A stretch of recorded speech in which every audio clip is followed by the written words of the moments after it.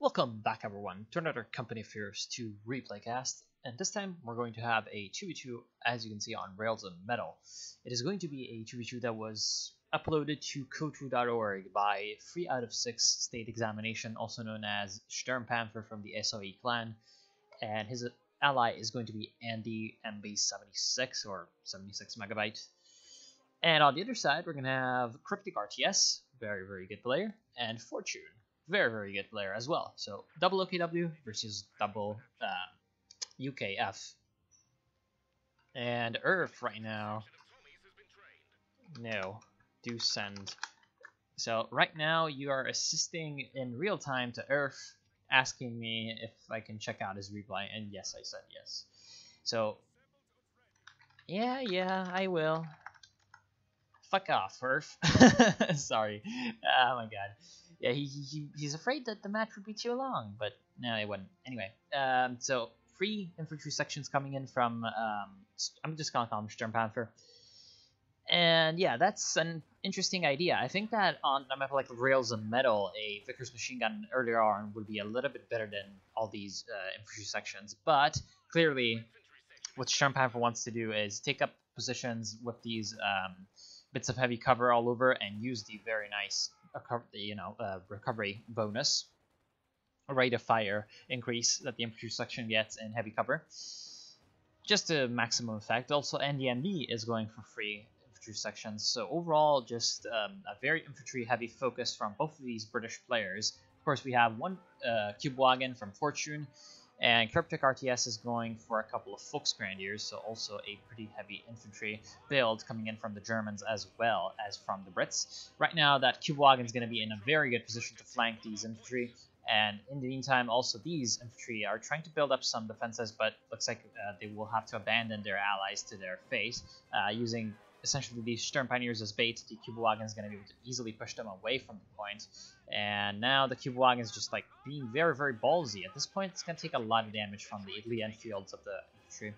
But overall, it seems like the Germans are in a very good position. They're pushing up south, and they're doing quite well. They've got control of the infamous house near the field point, and overall, they've got a lot of very nice positions flanking these infantries from the rear, with the both Volksgrenadiers and Sturm Pioneers, and then coming in with the Sturm Pioneers very close to the infantry sections as they're trying to retreat. So overall, yeah, I would retreat if I was Andy, because right now, yeah, maybe he's going to be able to get some casualties on the Sturms, but no, he's just going to have to withdraw as quickly as possible. Overall, it just seems like the Germans are doing quite well in the east, but the western side VP has been captured by Sturmpanther, and he's facing a much reduced force from Fortune rather than Cryptic RTS. As you can see, Cryptic RTS is just spamming out those Volksgrenadiers very quickly. 4 squads out already, so that's nice for him. But Fortune decided to go not only with the Cube Wagon, but also with a supply half-track much earlier than Cryptic RTS. Cryptic just now got his supply half-track, and I feel like he, with his position, can feel a little bit more aggressive and put his truck a little bit closer to the front lines. That is, if he's going for a battle group headquarters at all. He might just be going for a mechanized regiment headquarters, which he could do, to be completely honest, because the Germans right now are in a pretty good spot when it comes to fuel. They have managed to capture the southern field point. They have a strategic point. Actually, they are equal with the Brits when it comes to strategic points, but they're coming in and capturing another one. So overall, it seems like the advantage for fuel just slightly is in the Germans' camp. But overall, yeah, we are going to see a Goliath, actually, from Fortune, picking up the Overwatch doctrine. I haven't seen this doctrine in a long while. Of course, Cryptic has a bulletin for the Sturmtiger. This bulletin doesn't work.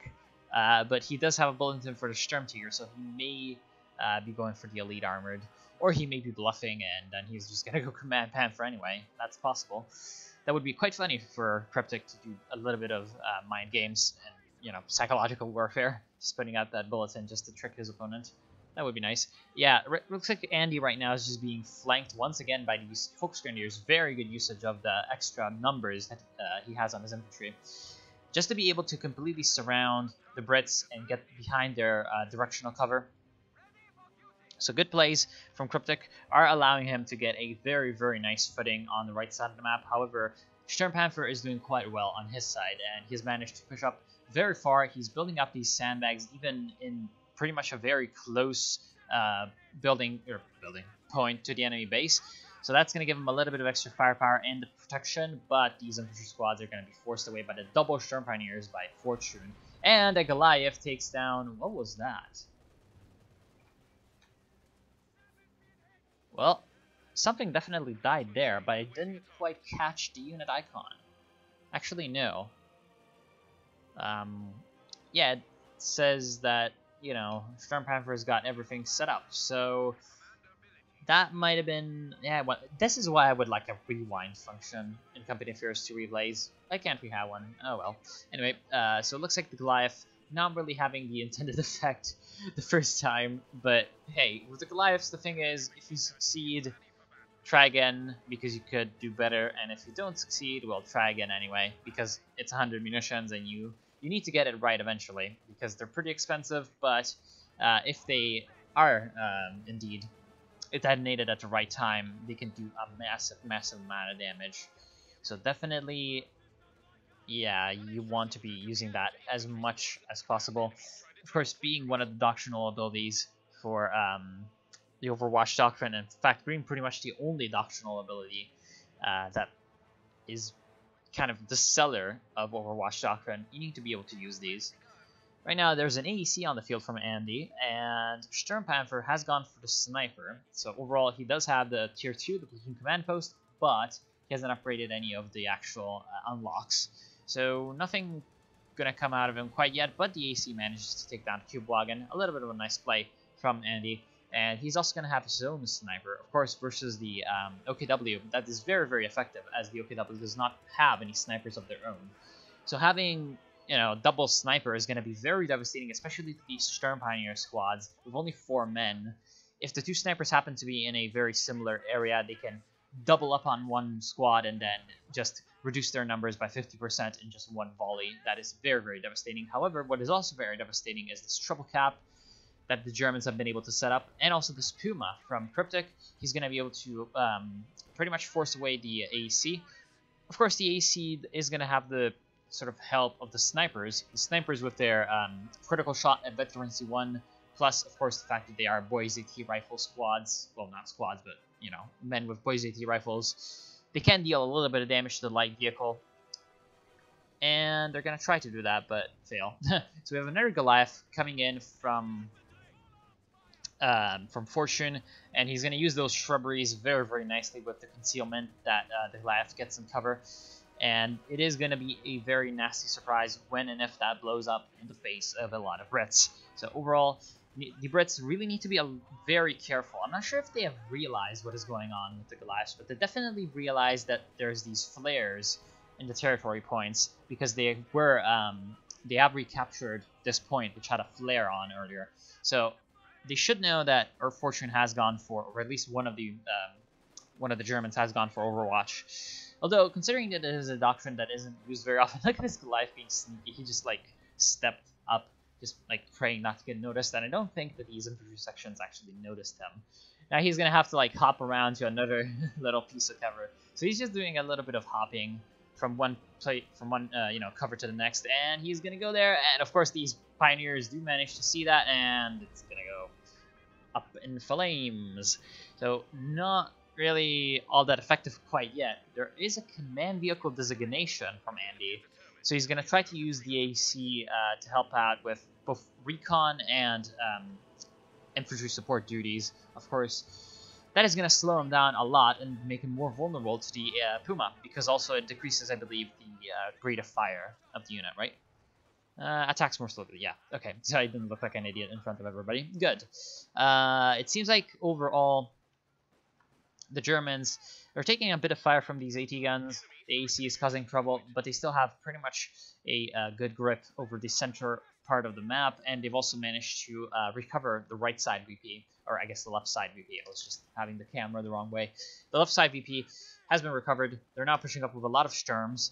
One thing that I've seen is that both of these sides aren't really coordinating too much, but sometimes with key units, for example, Cryptic's Puma, we saw Cryptic's Puma coming up here and trying to help out versus the AC. Of course, the AC itself didn't kind of belong here. So both sides could be doing more, but they're definitely starting to get that cooperation going, which is of course quite important. And right now, it seems like the Sturm Pioneers are gonna go down. Very nice usage of both the sniper and the infantry to take down that unit. Very also nice, I guess, quick redeployment of these infantry sections. Just coming in and getting the job done. Overall, the Brits on a bit of a resurgence. We'll see if they can keep this going. They do have the snipers. One of the snipers, though, going down. So Andy's sniper is dead. I wonder what killed it, though. I don't see anything. And also, there's an AT gun that's, just there. We can just grab it. For some reason, this AT gun's decrewed. Probably got destroyed by something. And right now, yeah, that nice usage of the recon mode from the command vehicle. So the command vehicle air support is actually free, and it floats around, revealing a pretty decent portion of the map. As you can see, it's pretty much just as wide as Rails and Metal, and even into the base, it's spawning quite a lot of stuff. Interestingly, the AEA guns don't seem to be having too much of an effect on it. I would have expected the AE guns to shoot it down a little bit earlier. Yeah, not having any effect. Anyway, soon enough with the Panzer headquarters, yep, it is going to be a lot easier for our German players to deal with that. But the Brits have gotten a little bit of use out of that so far, which is good. And right now we have a 3-inch mortar emplacement coming up from Andy. Overall, that is an interesting choice. I mean, it is going to be quite expensive on the manpower, but both the British players have quite a lot of manpower saved up. They have a lot of float going. So I guess it is a little bit fine. And it is going to help cover the entire right side of the map from German advances. What this is going to sort of result, I think, is a stronger German push towards the center. So what Sturmpanther and Andy need to be very much focused on is improving the defenses of the center at this point. After that mortar pit is completed, I don't think that a lot of German troops will be trying to attack this side of the map where they could just potentially get murked by the mortar. Overall, also, the Puma might be drawn into this area to try to take down the mortar pit. And so maybe putting up, well, I mean, the AC being there is nice, but maybe putting up a AT gun around here might be a good idea. And I just heard a big explosion. I wonder what that was. Anyway, artillery and special weapons being picked by the Brits. So both British players going for some doctrines. Of course, lots of indirect fire coming in from both concentrated fire and precision. Wait, no, that's engineers. Right. That's engineers. So both, I guess you could say, anti-infantry heavy vehicles, both the Crocodile and the AVRE, might be fielded soon enough. Nice push coming in from these folks. And a very, very, very big supporting push coming in from, of course, Cryptic. He's going to be able to force away one of those squads. There's an AT gun in a pretty good position, going to be able to just push back that Puma easily.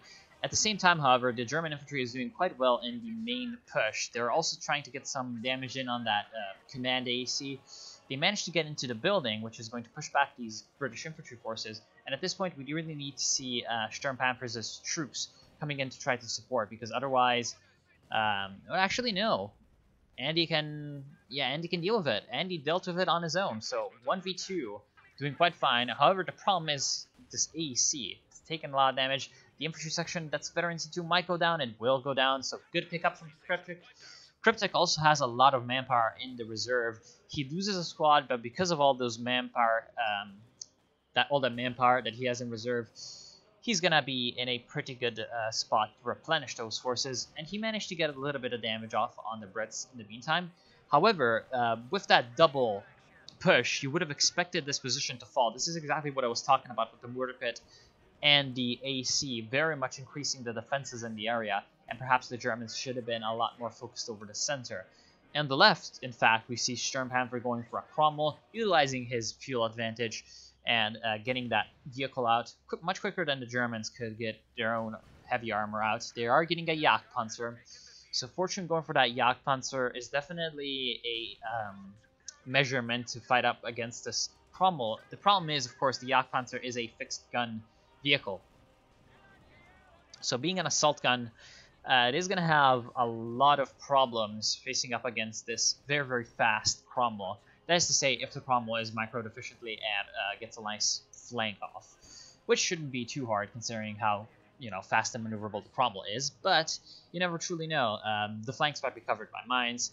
So of course, Sturmpanther, being a good player, has thought about this and does have some Minesweeper engineers all ready to go and support his tank. At this point, we also have a little bit of scuffling going on over the right side. There's still a little bit of an attempt from the Germans to try to capture this position, but it isn't really working out because this mortar emplacement is just a bit of a solid wall of shells.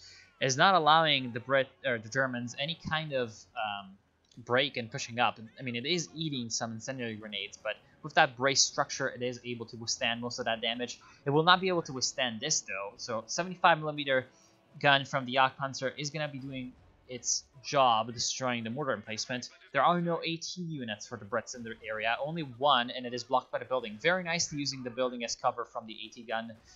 Fortune just displaying just how much positioning can help in dealing with these fortified enemy positions. Line of sight is pretty much everything, and he used that very, very nicely, using the Jagdpanzer exactly at the right moment. Right now, the Cromwell was repairing, and the AC was also repairing. Of course, the AC is also a command vehicle, so with reduced speed and reduced fire rate, it is really going to be useless against the Jagdpanzer.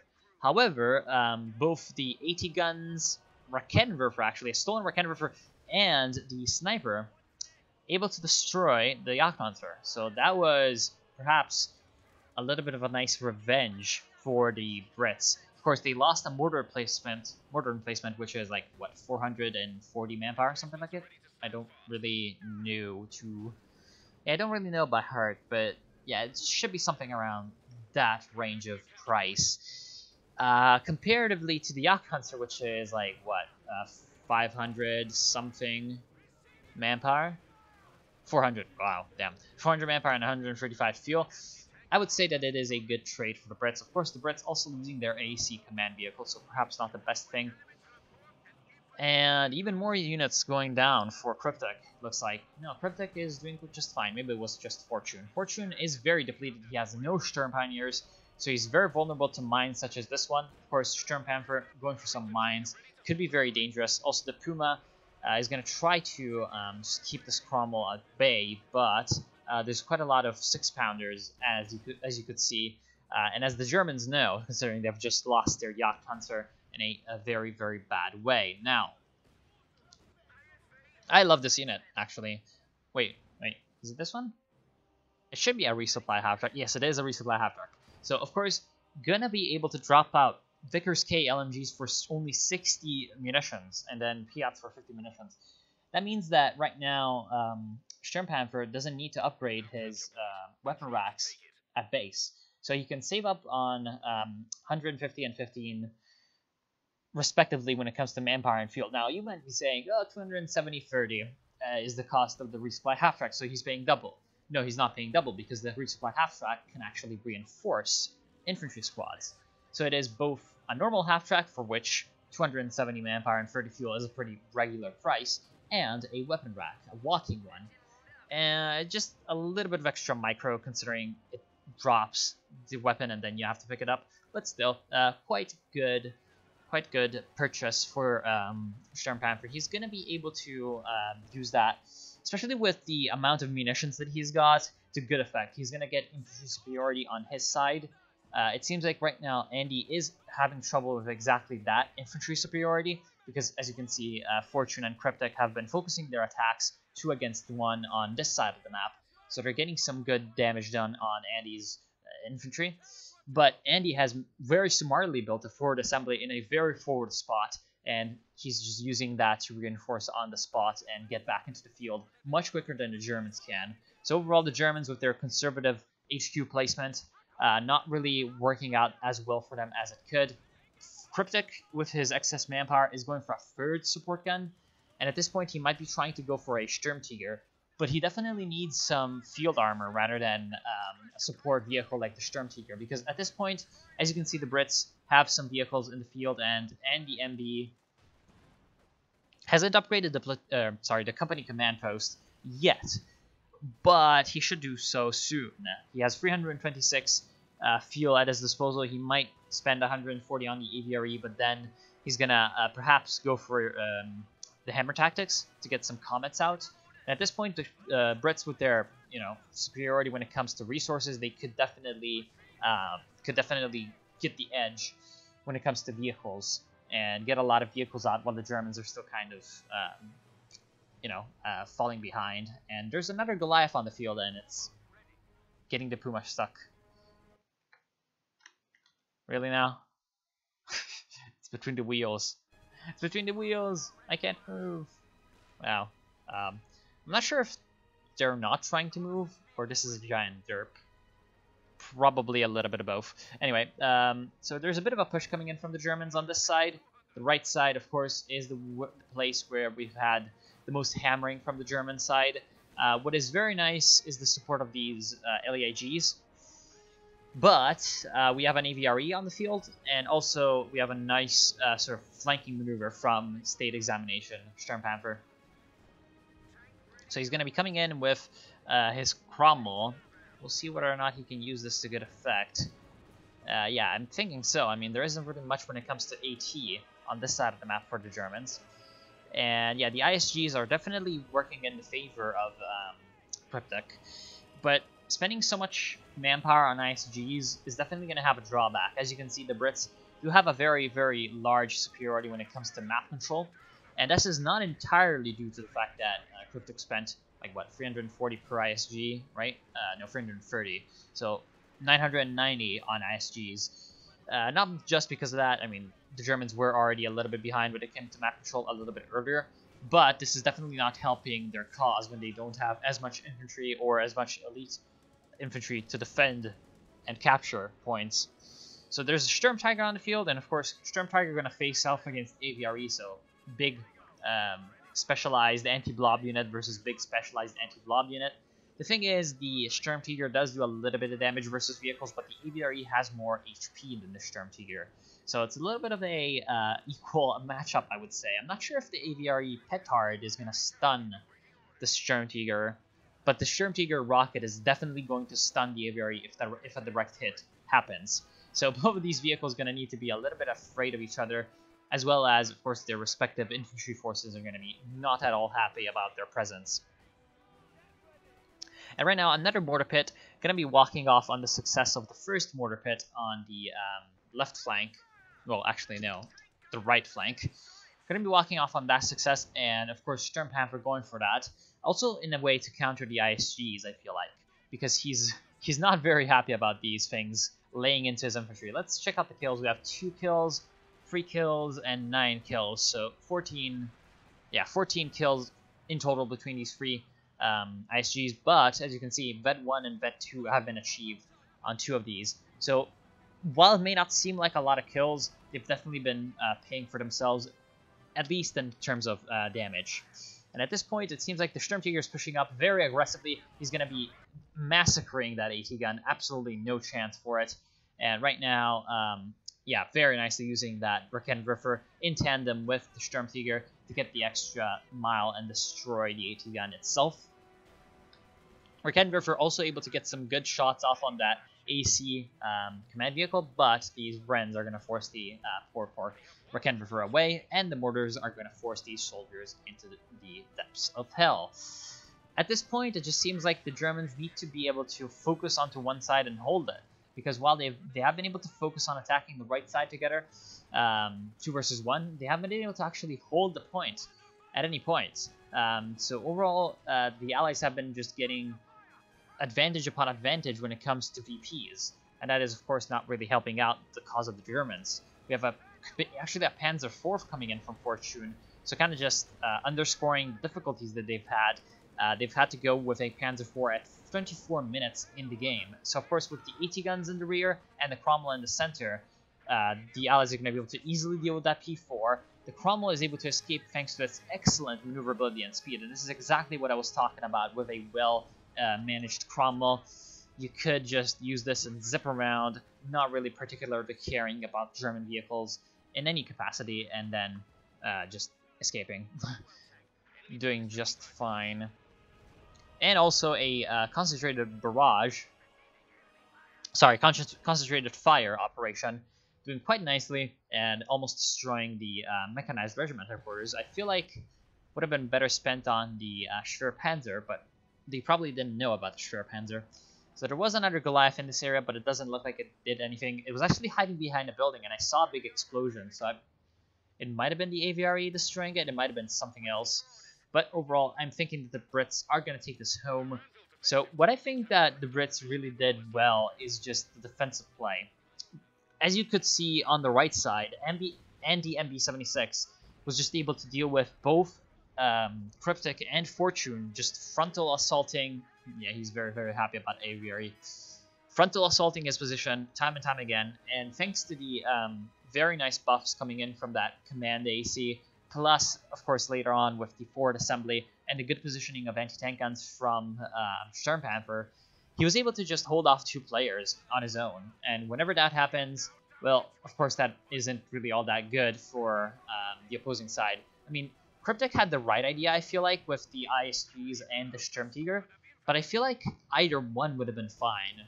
Perhaps instead of going for 3 ISGs, they should have gone with 1 ISG and 2 Rakenwerfers to help deal with the British armor. And then instead of perhaps, well, maybe if he still wanted to go with the 3 ISGs, instead of going for the Sturmtiger, he might have tried to go for a Panther to deal with the Cromwells and later on the Crocodiles. Fortune, overall, I don't see the Overwatch doctrine really working out all too well. I mean, he even had a lot of points captured on his side in the early game, so he had a very much advantageous position. But in the end, he was not able to capitalize upon it, partially because he went for a very, very conservative build order with only a lot of infantry, a couple of support weapons, and then his losses kind of forced him to, instead of going for new units, replacing his old fallen troops. So he couldn't really go for an early, for example, Oberstleutnant squad to help deal with the extra firepower that the infantry sections have over the Volksgrenadiers, of course, with their Vickers Ks and Brens. But I feel like, yeah, perhaps if he was Breakthrough, he wouldn't have had to worry about replacing his Volksgrenadiers as much, because he might have just been able to replace them with, of course, Panzer Fusiliers. And then it's, the lacking of heavy infantry wouldn't have been felt as much. So that could have been a solution to this. But of course, I think he just wanted to try out Overwatch. It didn't end up working out all too well, but I appreciate the attempt at, new strategies. What do you think? Tell me down in the comments. And of course, as always, I want to thank you all for watching. I hope you've enjoyed. If you have any replays to send to me, do as Earth does and send them to me. The link will be down in the description for my email. Hope you've enjoyed, and I'll see you soon.